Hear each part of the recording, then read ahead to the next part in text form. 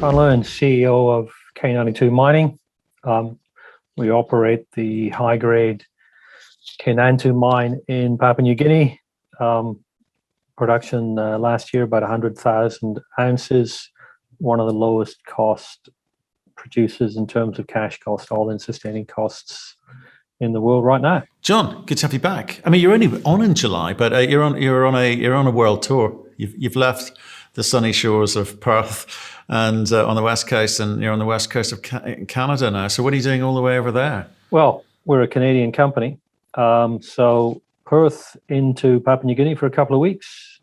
A week on site, having a look at the progress we've made in so many areas, from underground expansion of what we're doing underground, more infrastructure going in, ventilation, power, etc., to the plant, where of course we completed our expansion, 400,000 tons per annum, doubling our throughput last year, looking at opportunities to fine-tune that and get more through, to the camp, doubling capacity,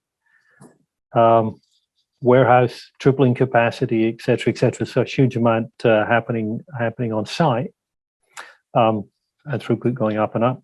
And then a week in Port Moresby, which is the other part of what you have to do as a CEO, which is, meeting with the government departments, ministers, etc., and of course your peers from the industry, and then over to here to Vancouver, but we'll do Vancouver, Toronto, but seeing investors, seeing our shareholders, participating in a couple of conferences in North America. So there's a lot. Fantastic. It must be nice to actually move around a bit. Now, we were actually going to speak to you last week on location, or on location, yeah. But I think because some COVID restrictions being removed, you were able to actually get up to Port Moresby, which was obviously good news for you. Not so much for us, because I'd love to have seen the camp.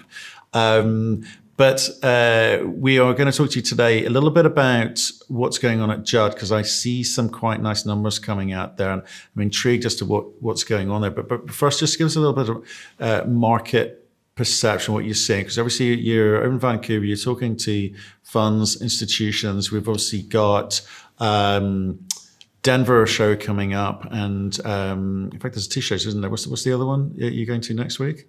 Precious Metals, Beaver Creek. Now those are the two of the better ones on the calendar. But are people physically turning up, or are we doing that remotely again this year? I think the majority will be virtual.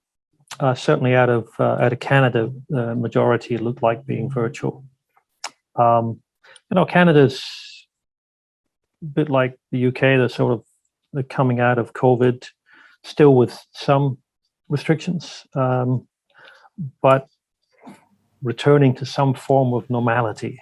Right. I think is the view. So there's going to be like some physical, and it sounds like a lot more of the Zoom call meetings over there. But I think it's an important time, because if you're a retail investor, you need to understand that September is like a time when the market tends to sort of pick up again.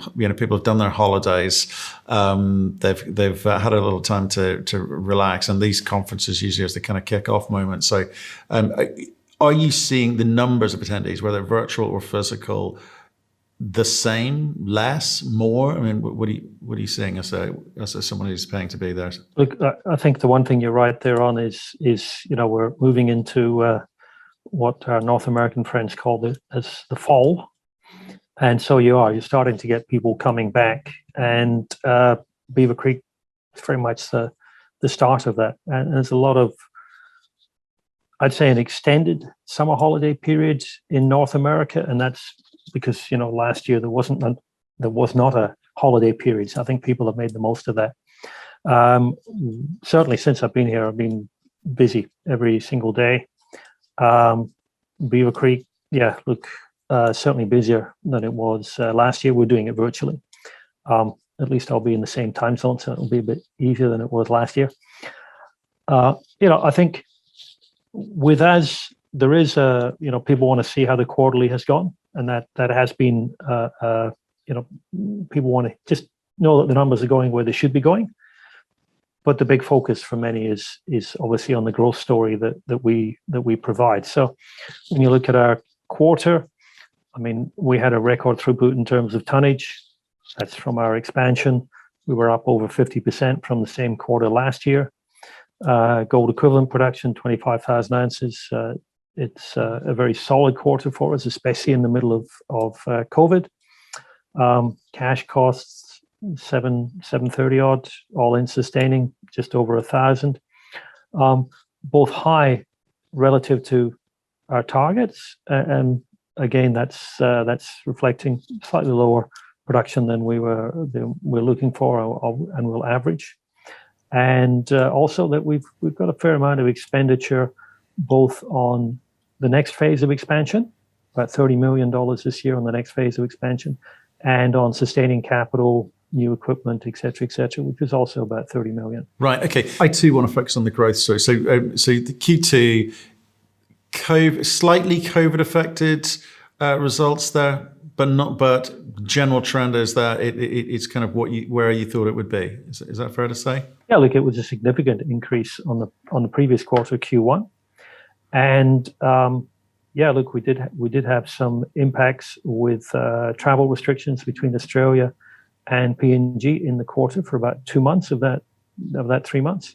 So when you look at those things, then we were actually very happy with what we achieved in the second quarter. But on the ground, operationally, the company is being able to do what it needs to do in large parts. Yes. Yeah. Look, as some people would be aware, Australia is extremely focused on controlling movement out, but especially in to Australia.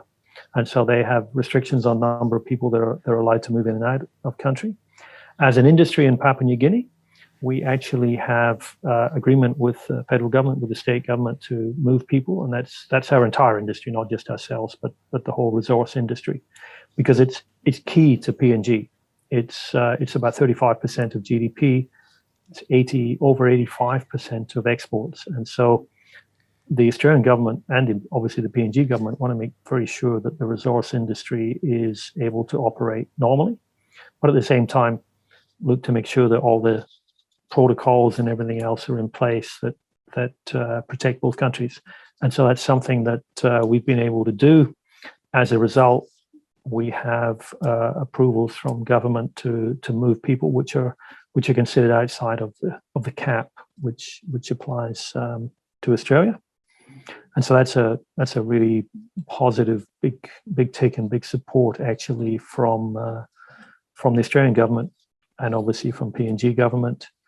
Coming out of Australia now, fully vaccinated, you can come in to PNG, as you mentioned earlier, with no need to vaccinate. No need to quarantine, which is fairly major for our people, because for the last 18 months we've been doing at least a week of quarantine on arrival. Right. So that helps us. Okay, thank you for that. I wanted to, and by the way, I'll point people back to the previous interviews that we've done, which are kind of very fulsome detail on specific aspects of the company. But today we're going to talk about something which we've not really kind of dug into, mainly because you've also done a little bit more drilling since we've had those conversations, which is a conversation around Judd. But let me just kind of set it up, because I'm interested in the growth component here. You're a $1.6 billion Canadian dollar company today. You're 100,000 ounce producer. People have factored in this target number that you've laid out for people. It's 350,000 ounce producers, what you want to become. I want to know what you're going to do, or what you have to do to get to that point. Because there's a few quite positive things about you. You're cash producing. You haven't diluted shareholders for 2 years. You've got no debt. You've, in fact, I think you are, on target. You're on target. You're hitting your own numbers, but you've got a bunch of things to do to go from 100,000 to 350,000. So, can you explain to me how you're approaching that, and what those sort of timeframes are? Because you've got to get there. I want to know, can you get there? Okay, so first of all, we got ourselves the resource that we needed to be able to look at this next step, as you said, which was to move from the last expansion to 400,000 to now put in a brand new plant, expand underground to 1 million tons per annum. So in order to do that, first of all, we had to convert a lot more of our ounces into measured and indicated. So we've currently got 6 rigs working underground, a couple on the surface, and a big focus is converting inferred ounces to measured and indicated, because that's what goes into your feasibility study. At the same time, some of that drilling is also expanding the resource. So resource, as it was last year when we defined it, 1.1 million ounces of measured and indicated, 10.4 grams per ton, 3.7 million ounces of inferred at just over 9 grams per ton. So this is a high grade, very much a high grade resource. Now, in order to put that into a definitive feasibility study, we need 2 million ounces plus of measured and indicated. And so we've been very much focused on that underground.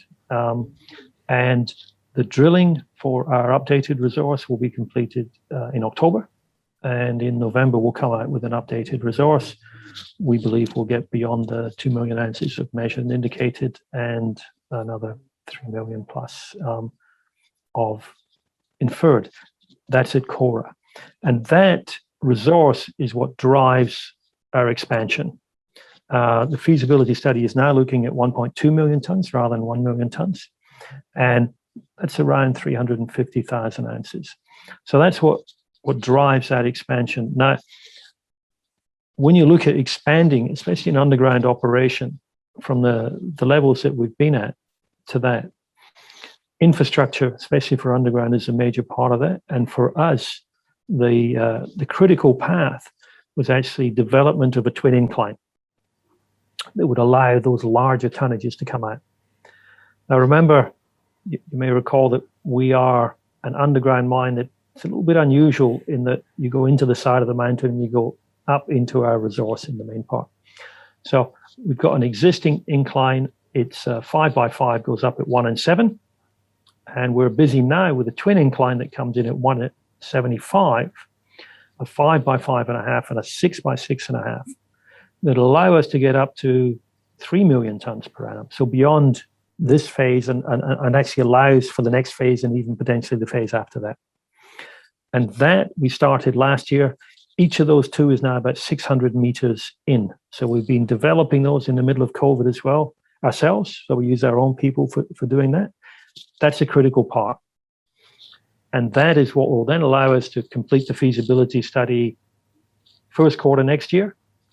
And 24 months later, we'll be in a position to be commissioning that and ramping our production up from a bit over 100,000 ounces this year, probably around 140 next year, similar numbers the following year, and then that step up to the 350,000 ounces. So it's very much been about the resource, Kora. We've had some great numbers on that, putting in the infrastructure, which we've been doing right now. But wait, there's more, as that advert used to say, come and buy this or whatever. What's really impacting our thinking now is that we've started doing some work on a parallel vein system to Kora. So Kora's, if you recall, it's 2 veins, K1, K2. And we've drilled out roughly 1,000 meters by 1,000 meters, and that's got us, let's call it 5 million ounces. There's a parallel vein system called Judd. We've always known that it's mineralized, and we've known that it's got some good mineralization from drilling at the surface, very close to surface, 100 meters, I think, below surface, intersection of 4 meters at 278, and 100 meters below that, 9 meters at 8.5 and 1% copper. So we've known it's got some potential. We haven't really focused on it because everything has been on Kora. Now, more recently, we actually put in a development along the strike, and we developed for about 300 meters. We found the vein J1, as we call it, averaged over 3.5 meters at about 12 grams per ton gold equivalent. almost like another Cora vein. And it's only about 150, 200 meters away, but parallel. And all of our underground development sits in between the two. So you're looking this way, you're looking at Cora, you're looking this way, you're looking at Judd. So this is a new vein system, if you like, that's not go off and develop to and find it and then be able to do something. This is actually parallel to your existing veins, and right in the middle of it is all your development. So we got that development. We said, look, actually this looks really worthwhile following. We put in a few holes. One of the first holes we got, 7.25 meters, 250 odd grams per ton last year. It was one of the best in the world last year. We followed that up now with a second development, 30 meters above the first development, and we reported about just under 2 weeks ago.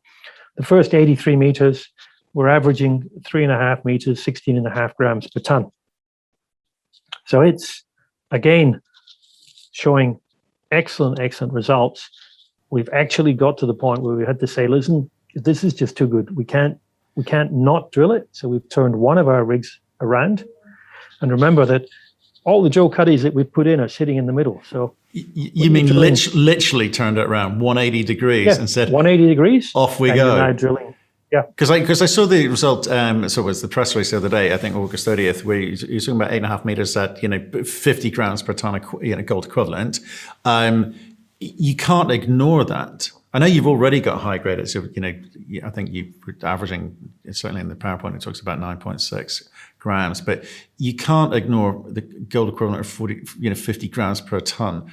It's nuts. So you've turned one round, and potentially you would then say, if that works out, you'll turn the rest around. Yeah. Look. So we reported 17 holes, and as you said, that was the best hole, but it was 3.7 over 50. So there was quite a number of really good holes. And in fact, when you look at the average over 5 number of holes, average over 10, average over 20, it was actually higher than the last Cora results that we reported. So really very, very encouraging.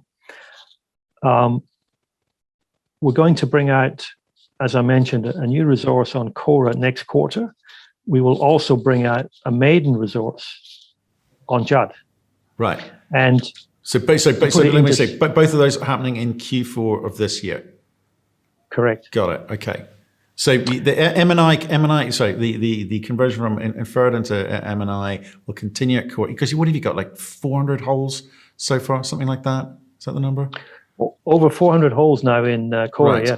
Okay, so that's pretty intense. So you know a lot about it. You can continue to mine. You're not taking all the drills off of Cora, but you want to spend a bit more, or give a bit more attention to Judd. It seems sensible. But to what end? What are you hoping it can do for you as a business? Well, Judd, for instance, from a surface, we know it's got the same strike length, if not more, than Cora. So Cora is 1,000 meters that we've drilled so far. There's another 1,000 to the south that we've started drilling underground, and we're about to start on the surface. Judd, the drilling that we've just reported was over 600 meters and about 300 meters vertically. So it's quite a significant area. That's pushing 200,000 square meters. The average widths that we've seen are well over 3 meters. So it gives you some idea of the sort of potential that you could be looking at when you're talking about the grades that we just mentioned. Yeah. I'm sure a lot of people can. I can as well. Yeah. So if you think you've got 1,000 meters by 1,000 meters in Cora with 2 veins, and it gives you 5 million ounces. Judd sits there. We have not drilled all of it. We've only drilled the 600 by 300, but what we've seen to date in that area is every bit as good as either of the Cora veins. So you've got a potential to have, if you like, a third Cora vein that we've already shown over a 600 meter by 300 meter is every bit as equivalent as the other ones. So this has profound potential to the extent that we'll actually be taking the first stope out of Judd in the next quarter. That's how easy it is to do because it's sitting right next to our existing development. So we'll actually be mining it in the next quarter. That's because you've got the existing infrastructure there that you can use. I'm not just drills, but ventilation and all the other bits of equipment which are already down there. So, okay, so I'm a little bit excited by the thought of this because I haven't twigged. We talked about Judd before, but only in terms of potential. And potential means nothing until you do something, you do some drilling. You've got 17 holes which you've announced so far. Do you think that the market has given you any credit in your current valuation, enterprise value, market cap, however you feel people value you, for the Judd component, or will this be something entirely new that people should give you value for? I think it's really only in the last few months that we've been able to show the real potential. And you know, you mentioned one rig, perhaps more. Absolutely right. In October, at the end of October, that's when we cut off for our Kora resource. We've got 6 rigs underground. At least 3 of those, probably 4, will basically be turning around and drilling Judd. And one of the benefits, obviously, is that all the drill cuddies that drilled out Kora are sitting there ready. And all we got to do is be drilling the other way. And so far more rapidly than we drilled out Kora, we've actually got the potential to drill out Judd. And so there's that potential to very rapidly evaluate 1,000 meters of strike length and 1,000 meters vertical. And remember that although we got 1,000 meters vertical on Kora, every single hole we drilled at depth has still got mineralization, economic grades, widths. So we don't know how deep Kora goes, and we certainly don't know how deep Judd goes. So there's still all of that side of the equation to come. So you're going to give us some indication in Q4 of what you're seeing, but how much more time would you want on that to actually be able to say with some degree of confidence, I think that we have meaningfully changed the value of this company with that? Yeah, that is a tough question. I think over the next 12 months, we'll be able to drill out a significant portion of the Judd area that is available to us underground. And it will keep increasing the area that's available to us because remember, we're still developing to the south. We've actually got that development has now gone outside of our mining lease. We're in our exploration ground, and we're actually drilling Kora right now in the exploration ground from underground, as well as I mentioned, setting up to drill it from surface. And again, you turn around 180 degrees, you're now drilling Judd. Okay, I'm excited. You got me excited. So 12 more months of drilling. You've got the capital to do it. I know what's happening in Q4. What are you envisaging next year? The moments that we should be looking for. I mean, how does Kora go? How does Kora move again meaningfully forward? Because you've got to go from this 100 to 350,000 production, which you've laid out some of the things that you're going to do there. I mean, Kora's contribution to that, is that going to be advanced quickly? Or is it just something that needs to happen at the pace it happens? Because I want to see what are the moments we get excited about, I guess is what I'm asking. Well, look, I mean, the first thing we've got, as I mentioned, is the updated resource on Kora. Yeah. Maiden resource on Judd, and both of those are happening next quarter. But do you know what I mean? With Kora, it kind of that resource is a kind of backfilling some of the current valuation. People go, look, we told you what we thought it would be, and it is. There you go. That's what you're going to say there. The Judd thing is a real moment, I think, potentially, but you haven't done much drilling, so you're not going to be able to say too much. You just want to be able to put a flag in the sand and say, look, it's pretty high grade. It's right there. It's what we were expecting to see. But give us 12 months, and I think this could be something significant, right? That's what I think we're going to hear in Q4. Hopefully I think Q4 we'll get a substantial resource. It will be over a limited area, but we'll have a reasonably substantial resource.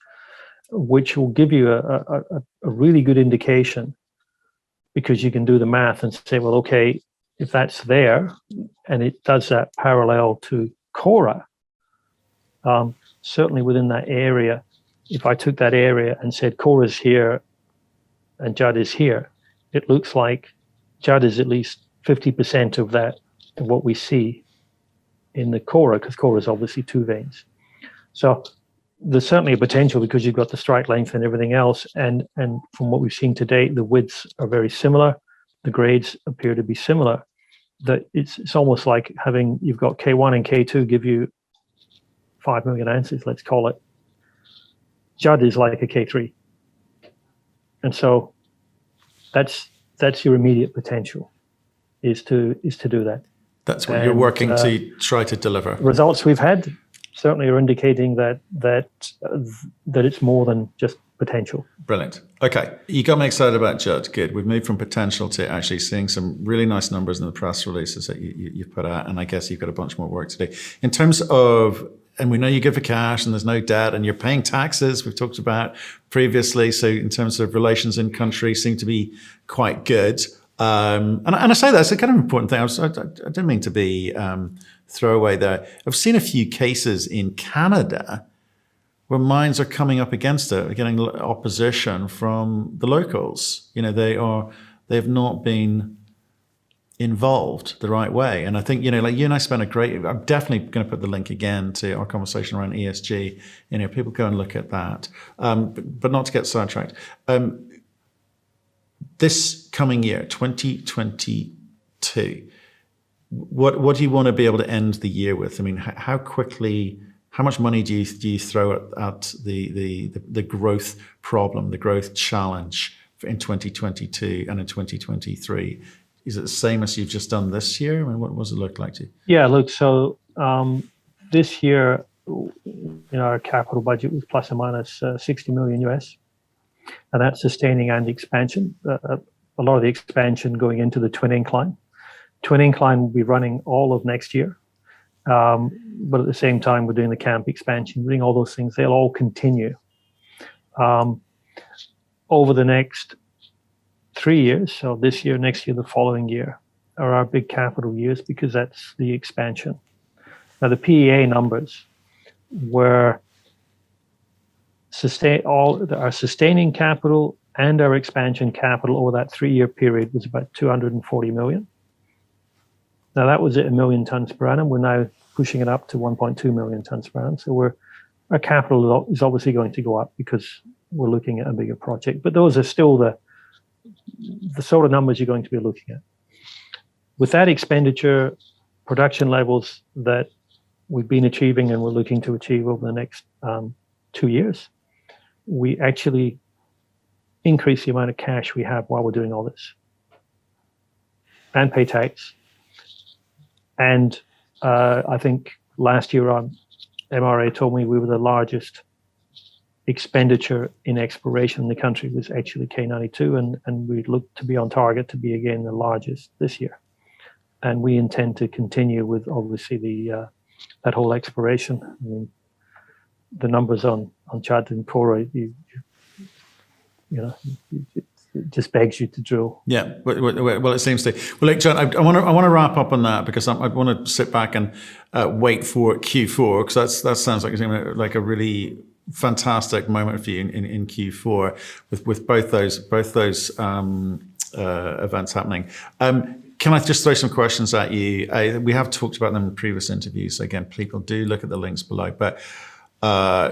And you don't need to take too much time to answer these ones, are you looking at diversifying outside of PNG, say Australia, in terms of M&A? We're certainly evaluating opportunities, but we've got there's no immediacy that we need to do anything, because we've got such phenomenal organic growth. Yeah, okay. Like I said, we talked about that in a previous interview, which will sit below. Why raise or spend money to do that when you've got what you've got? Second, anyone sniffing around and having a look at you? Not that I'm aware of, but I mean, I guess we're going to have a pretty attractive DFS in the first quarter next year. That does make a couple of fundamental changes. We've never done a feasibility study before. So TSX, that means we have no ore. We have no reserves. So next year we'll have, first quarter, we'll have our first reserves. We make a lot of money.